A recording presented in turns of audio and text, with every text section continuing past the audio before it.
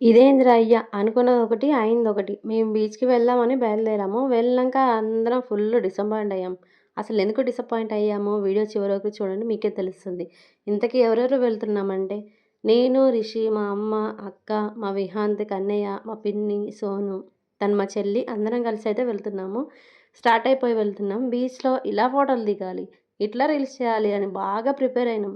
కానీ కరీంనగర్ డ్యామ్ అందరికీ తెలిసిందే. డ్యామ్ నుండి కొంచెం ముందుకెళ్తే మనకు మినీ బీచ్ లాగైతే కనిపిస్తది. అసలక్కడికి వెళ్ళాక మినీ బీచ్ సంగతి పక్కన పెడితే, చిన్న పిల్ల కాలువలాగా మారుతుంది. మా మైండ్ అయితే దెబ్బకి గిర్రుమని తిరిగింది. ఇంకా అందరం ఫుల్ డిసప్పాయింట్ అయినాం. ఇక చేసేదేం లేక ఎలాగో ఇక్కడి దాకా వచ్చామని చెప్పి డ్యామ్ పక్కనే ఉన్న డీర్ పార్క్ అయితే వెళ్ళాము. లోపలికి వెళ్ళాలి అంటే టికెట్ పెద్దవాళ్ళకి 50, చిన్నవాళ్ళకి 20. అబ్బా! లోపలికి వెళ్ళంగానే ఎక్కడ చూసినా గ్రీనరీయే. వీకెండ్‌లో అయితే అన్ని యానిమల్స్ ఉంటాయి కావచ్చు. అందులోనూ మేము వీకెండ్‌లో గూడా వెళ్ళలేదు. ఫస్ట్ టైం మా కళ్ళ ముందే నెమలైతే పురువిప్పింది. చాలా బాగా అనిపించింది.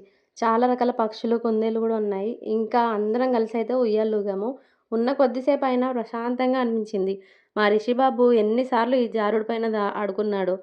వాడు కూడా బాగా ఎంజాయ్ చేశాడు. ఇక ఇంటికైతే వెళ్ళిపోయాం. ఛానల్‌ని సబ్స్క్రైబ్ చేయండి. ఉంటాను మరి. Bye bye.